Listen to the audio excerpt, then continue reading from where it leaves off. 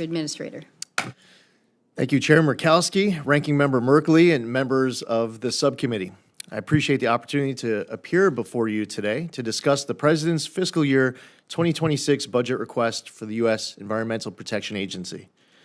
EPA has wasted no time advancing President Trump's directive to help deliver clean air, land, and water for all Americans while restoring common sense, accountability, and cooperative federalism to environmental policy. We are fulfilling our core mission of protecting human health and the environment while powering the great American comeback and removing unnecessary barriers that have burdened American families and businesses for far too long. We hit the ground running immediately upon President Trump's inauguration, completing the largest wildfire cleanup in agency history in less than 30 days after the catastrophic Los Angeles wildfires. We are taking bold steps to combat PFAS contamination and have advanced redevelopment at 21 Superfund sites across 13 states, delisting all or parts of 4 sites from the national priorities list. We've also completed 25 state implementation plans, 16 of which were backlogged from the prior administration. With this renewed focus and commitment, the EPA is proudly working for the American people.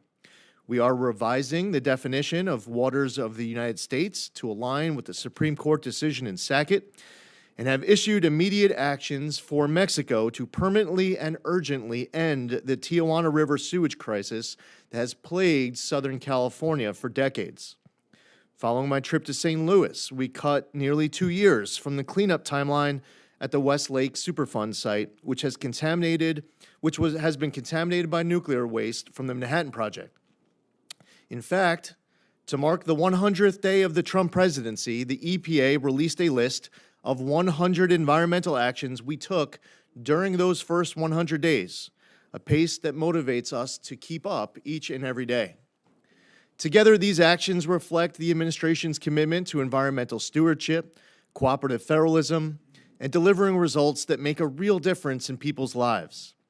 In lockstep with the president's agenda, EPA is also helping to unleash American energy, pursue permitting reform, make America the AI capital of the world, and bring back American auto jobs. We've eliminated waste and abuse in areas like the Greenhouse Gas Reduction Fund, reversed unlawful overreach like the so-called Good Neighbor Rule, and begun reconsidering many overreaching rules, including the power plant and EV-related regulation that threatens grid reliability, energy affordability, and consumer choice. These historic actions will reduce regulatory costs, which act as invisible taxes on Americans, making it more affordable now to own a home, heat homes, operate a business, and bring manufacturing back to local communities. By reducing the EPA's budget by billions of dollars, the President's FY 2026 budget demands maximum efficiency from the EPA while we continue to fulfill all of our statutory obligations. Also included in the President's proposal is an additional $9 million above FY 2025 enacted levels to equip EPA with funds to respond to drinking water disasters. There's also a $27 million increase in funding for tribes to address drinking water and wastewater infrastructure on their lands.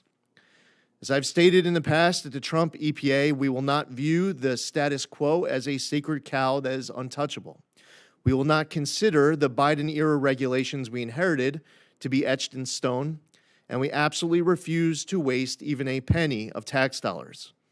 Under the President's leadership and with the support of Congress, we will continue to deliver real results with greater accountability and a stronger environmental return on investment per dollar spent. I look forward to answering your questions. Thank you.